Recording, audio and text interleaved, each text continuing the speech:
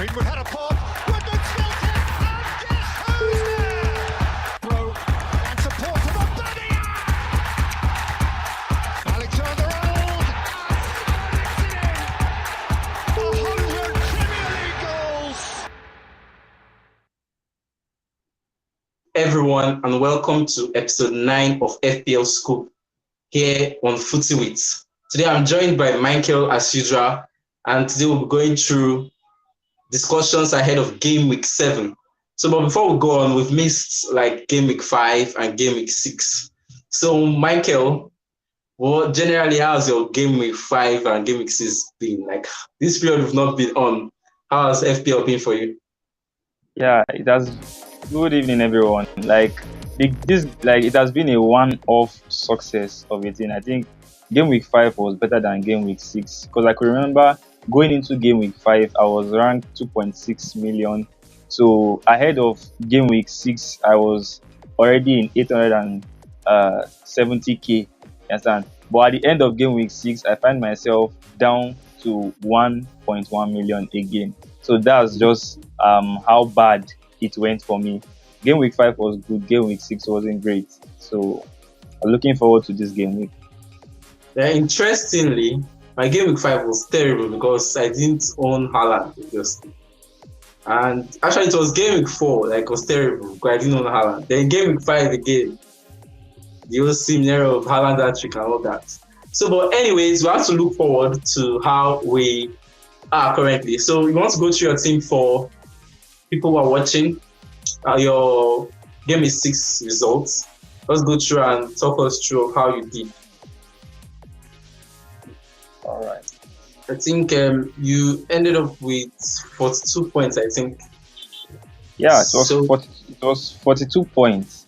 So you see, it wasn't great. You understand? Because I think the safety score for this week was 48 or so, 48 or thereabout. So if I had gotten 48 points, I would have gotten a green arrow. So not getting up to 48 made me like drop my rank from 800k to 1 million. So that's the decrease of 200k in rank. Ramsdale, I think is becoming a problem to me. Cancelo was just a bit of an unfortunate situation. Prayer, same thing. Arnold, same thing. I think that's something we'll be discussing later. Yeah, it's something we'll be discussing later because the Liverpool fixture going ahead is something that we have to like re-strategize about. Neco Williams, like all of a sudden became like the Robin Hood in my defense. Then I had Gross. Also who did well for me. Then I had Luis Diaz, nothing. Gabriel Martinelli, so unlucky, he got his goal as in ruled out for offside. But I know you'll be happy there. Then I have Salah, which is like a surprise package to me because he ought to, by this point in the season, he ought to like be the leading point scorer, which is very, very unusual as in of now. Then I have Haaland. Yeah, we received the blow from him. Then Gabriel Jesus. Yeah, that's pretty much about my team. Yeah, it's good, but I'll just talk about my own briefly anyway. But I don't think there's much difference. I think the major difference between my team and yours is that, and instead of Ramsdale, I have Sanchez in goal, and then of course the front line is different because I have Harry Kane rather than Haaland. And I know by now even me, I was thinking by now I'd have jumped ship from Harry Kane to Haaland. But the whole thing, I always give myself a reason not to. And it's funny, I know you laugh about it, but it's quite funny. Because I always try as well to give myself a reason not to move in from Harry Kane to Haaland. Just like the other game week, I think the game week when they were playing, when Haaland was playing Nottingham Forest, that was the one I was the most afraid of. And that was like when he came out, had trick in less than 30 minutes. So I was like, okay, well, you cannot repeat it again. So, well, Harry Kane is facing a good side. So let's see. Harry Kane did not do bad. Don't get me wrong. Harry Kane did not do bad, but Harry Kane is not just meeting that match. So in defense, I had Trent for his 58 minutes and 1 point. Walker and Cancelo, and then Neco Williams again. It's like it's a Robin Hood by team too. Then Martinelli in midfield, 2 points. Diaz, 3 points. And then Salah, 3 points. Up front, I had Tony, which was kind of a rescue man for me, my star man last game week. I had Gabriel Jesus and then Harry Kane up front as my captain. The only time I know that, okay, I've tried as well to beat this Harry Kane story is this week where I tried to captain. And the only reason why he's still in my team currently, we'll talk about it later anyway, but it's because of something that I have planned out for game week 8. So this is how I did in game week 6. I think that's pretty much it for what happened in game week 6. I think the next thing we should talk about now is obviously Salah, Warriors, and the whole of Liverpool. So what is going on in Liverpool? I know you're not a fan, but you should tell us something. Yeah, I'm not a fan, boys. In FPL context, is an issue. It's an issue that is like at the back of our minds. This it keeps bothering us. Like we're having Salah, 13 million, nothing till now. Like he hasn't like kept that performance, and people are scared to sell him because you feel like, okay, but if I sell him now, it's going to explode the following game week. But that hasn't been the case this season. You understand? So I personally am currently like making plans to ditch Salah. That's in my wild card. You understand? So that's the issue because I'm having Trent and I'm having Diaz and I have Salah from there. So you see, I have like 3 Liverpool players in my team currently, and Liverpool aren't doing great at the moment. So having like 3 players from a team that is not doing great is like wasting of funds. So I'm looking to sell Salah, leave Diaz, and spread the funds elsewhere. That's like a part of my strategy, but not fully part of my strategy. So if I'm like wildcarding on my team, because Chelsea Liverpool comes up soon, the Brighton game is cancelled. I have Gross. You understand? So talking for people now that have like Brighton assets and they have Liverpool assets and Chelsea assets as well. You see, like let me say, like from my team now I have like 3 Liverpool players, then I have a Chelsea player making it 4. Then I have Gross. Yeah. That's making it 5. And those players, like, okay, Gross is not going to play because their game is called off against Crystal Palace on game week 8. It's right. So now, game week 8 is called off. So now in my team now, like the Liverpool Chelsea situation, Chelsea aren't great, Liverpool aren't great. You understand? So having like 4 players from there, it's just like almost 50% of my squad is going to be down. So that's why I'm looking to wildcard in game week 8 instead of the planned game week 9 currently now. I think we'll talk about wildcard later anyways, but I just want to highlight on the whole Salah issue. What I feel is going on is like a bit of change of tactics, because now they brought in obviously the 100 million world striker Nunes, and if not for those 3 games I was suspended, we know that by now maybe we'll be seeing Nunes with at least the top goal scorers in the league, maybe with the likes of Kane and the likes of Mitrovic. So what I observed from the first 2 games that we played before he was suspended was that the team in the pitch, they are trying to create more to give to the striker, which is quite similar to what City are playing. It's just that City are more into the passes and everything. We know how City and Pep likes his game. So the thing is, I feel Salah is now becoming more of a creative force. And I looked at stats from Fantasy Football Scouts, and what I saw was that most of the creativity are coming from the right side. That is the Salah and Trent Alexander-Arnold wing. Meanwhile, usually what we used to see is the creativity coming from the left side. So the creativity coming from the right side now makes the likes of Luis Diaz in the left more likely to get into those attacking positions. You understand? So yes. And looking at stats again, I also saw that Salah is more creative now than he has ever been since he came to the Premier League, as in back to Liverpool in the Premier League. He's more creative now than he has ever been. Before you see getting those. But the point is, we FPL manager. That's not what we want. We want him to be offensive.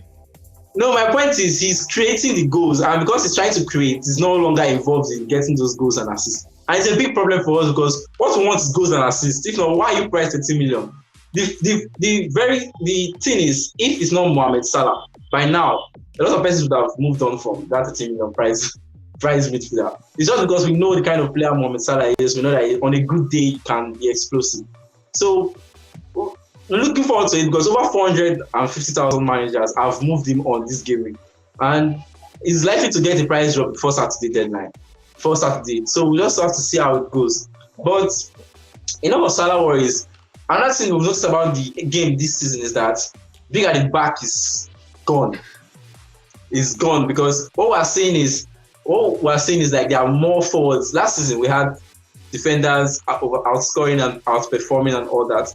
But what we're seeing this time around is the strikers are the one scoring more points, getting more goals for us. Likes of Mitrovic, likes of Isak and all that. So I've built up a graphic to just kind of expose us to what Mitrovic, Tony and Isak will play in this period. And this is because obviously over 70% of managers own Haaland already. So Haaland is definitely there as a template striker. And then just over 70% also own Gabriel Jesus. So Gabriel Jesus is there too as a template striker. So who will be filling that top spot for us? We have Ivan Toney, we have Isak, we have Mitrovic. Now, looking at our fixtures, I would like to talk about Mitrovic first because Mitrovic is obviously one player that is out of this world. He has returned against lots likes of Chelsea, likes of Liverpool in the first game week, even against Tottenham last game. Yeah. So there have been talks that it's kind of fixture proof. Are you inclined to believe that this is the case? Yes. 2 seasons ago when Fulham was in the Premier League, I had Mitrovic in my team. I kept on believing he's going to do well, but obviously he didn't do well. You understand? But I'm this kind of a Mitrovic stan. Back in the Championship, I was rooting for him to score every game week. So I think he's enough. I've seen a lot of what he can offer. So now is the time to get him in my team. So I think probably when I'm wildcarding, he's coming in my team. So let me just give you a sneak peek of my wildcard attacking force. I'll have Tony. I'll have Haaland there. Then I'll move Jesus. I'll downgrade Jesus to Mitrovic. Then I'll get either Ivan Toney or Isak to go for it. So that's going to be my attacking trio when I wildcard. Interesting. So I kind of like the idea that you're already picturing the wildcard because a lot of managers just inject into the wildcard. But when you have a picture of it, it gives you that sense of what you're going to do and all that. So Mitrovic, I personally feel Mitrovic is good enough, especially at that price. You can just risk it, and for that your third spot, just give it to him. But what do you think of Isak? Isak hasn't really overperformed anyway. I think that Liverpool game did very well. He scored 2 goals and one was cancelled for offside, I think. So Isak is not doing bad. But what I feel personally about him is that we've not seen enough to kind of bank on him. Though until Wilson is out, he's definitely going to be the one playing the forward line for Newcastle. But I'm looking at the Bournemouth fixture from game week 9, Bournemouth, Fulham and Brentford. These 3 fixtures looks quite good for someone to take a punt on him.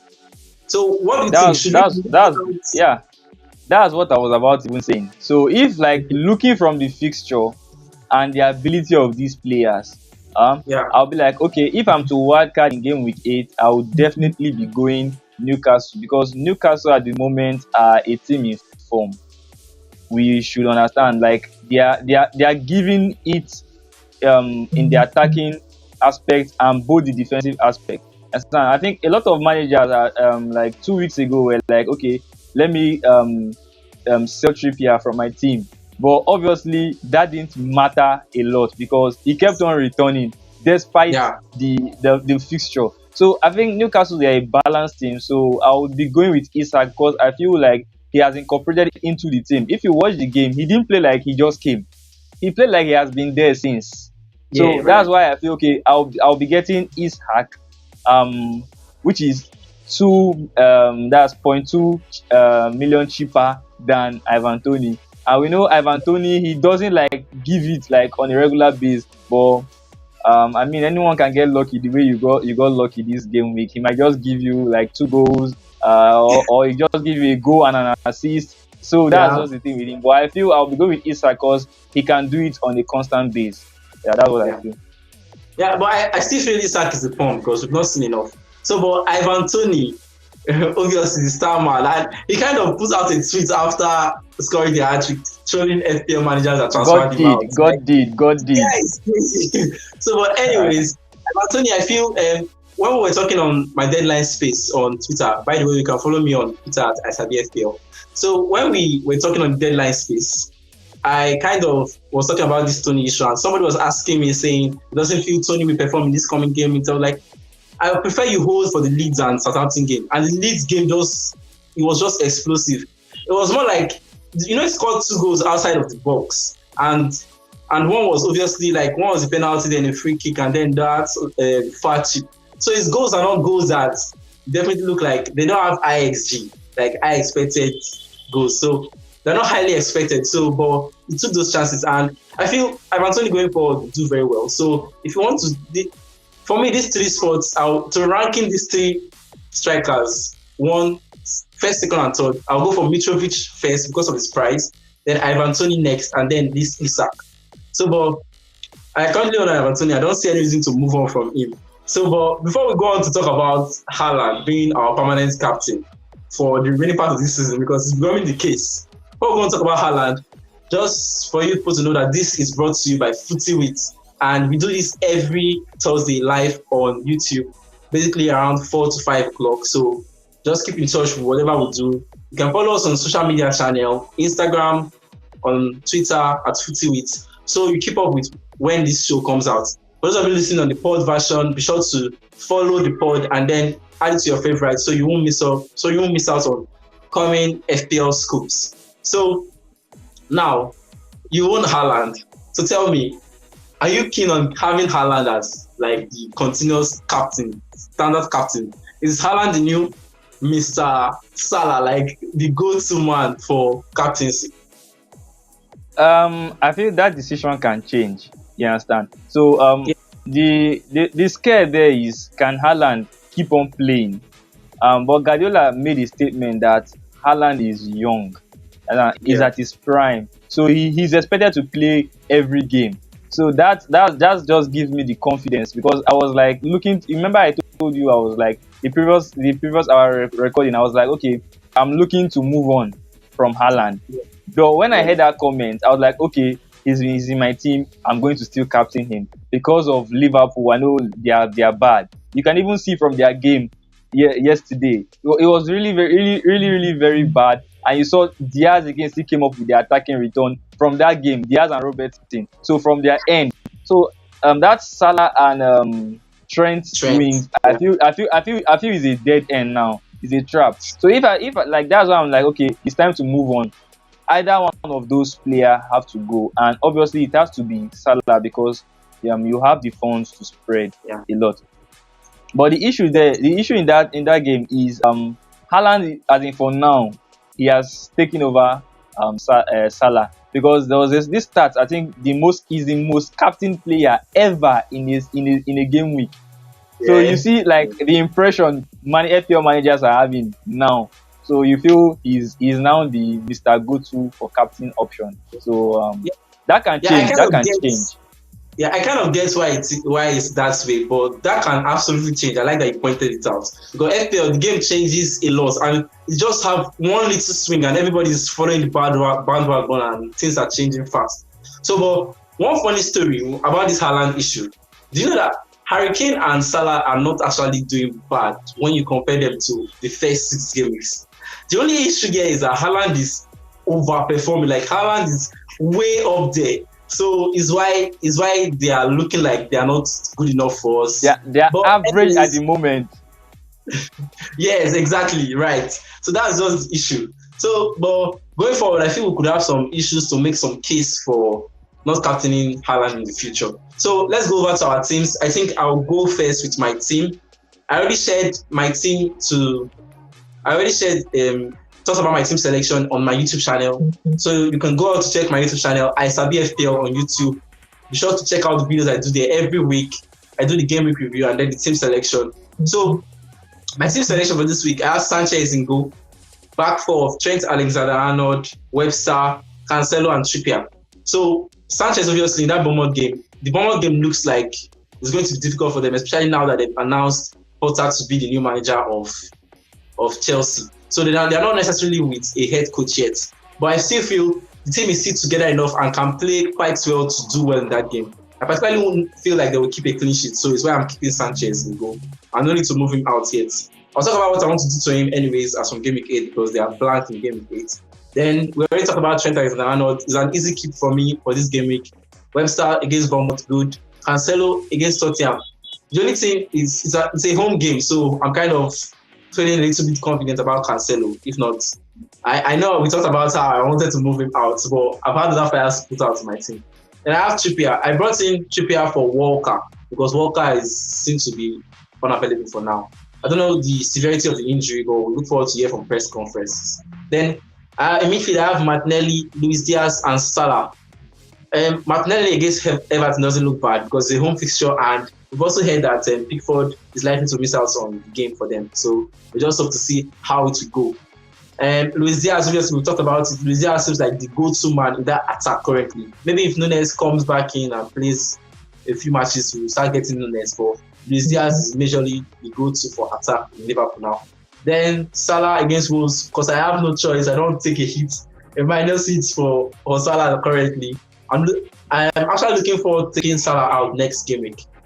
And I plan on doing it by bringing Haaland in and then downgrading Gabriel Jesus to a Mitrovic. I just talked about how I like Mitrovic and the way it looks.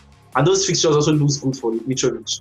So even if it's a 1 week fun, because I'm still keen on playing the wild card in game week 9. So even if it's a 1 week fun of not going with Gabriel Jesus, I feel I'll do well. And I have Tony, Jesus obviously, and Kane up front. Gabriel Jesus is currently my arms band, but I feel it will change. And you won't even believe the kind of players I'm considering for the arms band. because I don't own Haaland, I'm considering putting the arms band on Trent or Luis Diaz. Trent because I feel they'll keep a clean sheet against Wolves, and then Luis Diaz because we've talked about it, he's the major attacking threat for that team. So that's my team. You want to throw me a little before we go on? How do you see it? I feel your team is great. Like you are having like a Trippier there, a player who I'm dying to get at the moment. Okay. You have Webster. Webster is good, but I feel the only problem here is like the double up in defense, Webster and Sanchez from both teams, and without a head coach currently at the moment, so we don't know what is going to happen. I know Bournemouth now, the new managerial bounce there. Like they scored. That game was like, it was shocking. They were losing the game and they just came back and started putting in the goal. I was like, okay, yeah. They were bad, but I didn't expect Bournemouth like to score up to that extent. So if that should happen, I think you have a little issue there. Provided Liverpool keeps the clean sheet. Then you talked about like doubting Cancelo. You don't need to doubt this man. If you watch their game, that's City's game in the Champions League, you see his impact. I think he got to us. See, you don't need to doubt Cancelo. You don't need to doubt Cancelo. Like a left winger, anyways. So he's quite attacking and all that. But in the Premier League, he's not consistent. Sometimes he plays like in that 8th position, and then sometimes he plays like a left winger where he gets more attacking returns. Should I tell you something? With Walker out. If you watch, when Walker and Cancelo plays in the same team, Cancelo doesn't go up to the attack. But now without Walker, Cancelo always plays like further more up the attack. Yeah. So I feel Cancelo is not Walker is not in the team currently now. So you shouldn't be doubting Cancelo because definitely he's going to play high up the pitch at the moment. You know, your squad is great except Salah. The Haaland issue. All right, go through your squad quickly.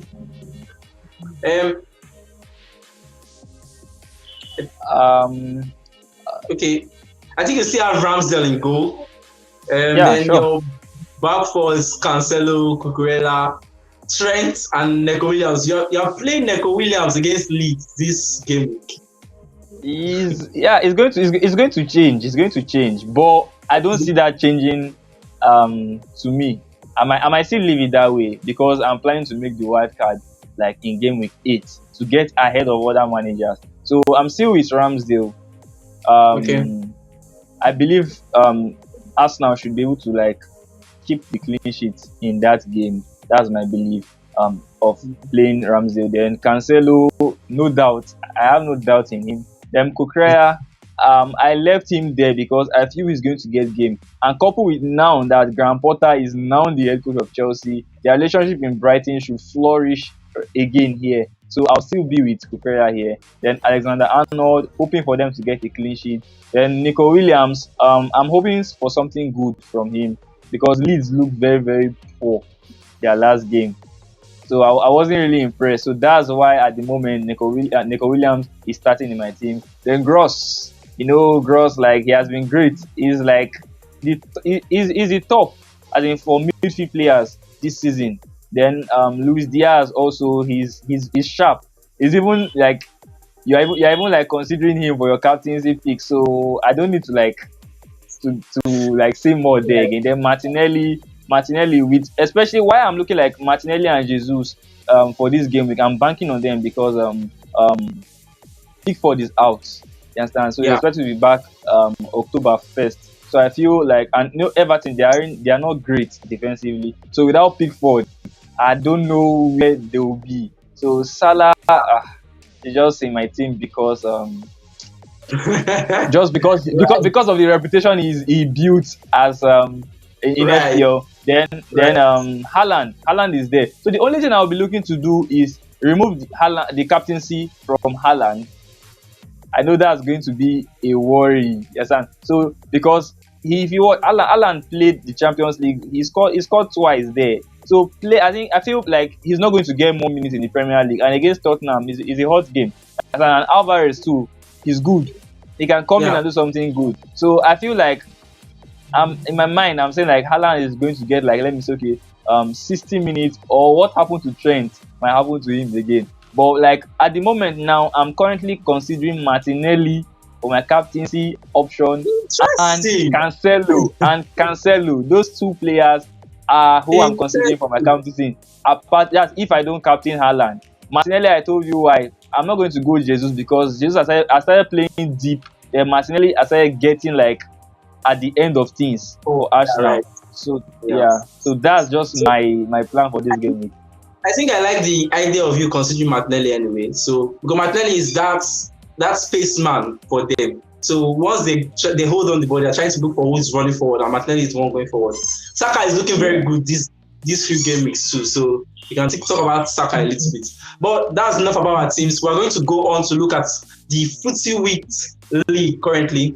Just to remind you guys, the Footywit League is sponsored by AM Jerseys. AM Jerseys are a sports shop where you can buy your football jerseys of any kind, national jerseys, your club jerseys, so that you can use to support your club and do the needful. So this is the top 5 ranking managers currently for our Footywit League. I think the league is topped by Dipo Ogun, the manager of Shaq Akas. Then it's currently on a total of 423 points. So this man is flying currently. And his second position is Embargo, managed by Adebari Abiodun. So shout out to Abiodun. We have Remove FC, managed by Kola Olik Daniel. Shout out to Kola Olik Daniel. We have Suicide Squad, managed by Danny Izwagi. So shout out to Danny. I think this Suicide Squad has always been here. So we have he's been there. Yeah. So we have the 5th position. Actually, 2 of them are on the same points. Thanos FC. Managed by More FC. So shout out to these top 5 managers who are currently topping the leagues. We're coming out for you. Michael, tell them we're coming for them. We're going to top the league. I'm currently 16. So, and there's no much difference there. So they should be where. Yeah. All right. So that's it for our Footywit League. It's going to be a very interesting game week for game week 6. Lots of managers are being sacked and being replaced. So we look forward to seeing how it will go. It's been a pleasure doing this with you, Michael. It's been a pleasure having all of you tuned in on. So thank you for tuning in, and we'll be back again next week, Thursday, ahead of game week 8. So goodbye. I will see you in the next one. Yeah, bye. Peace.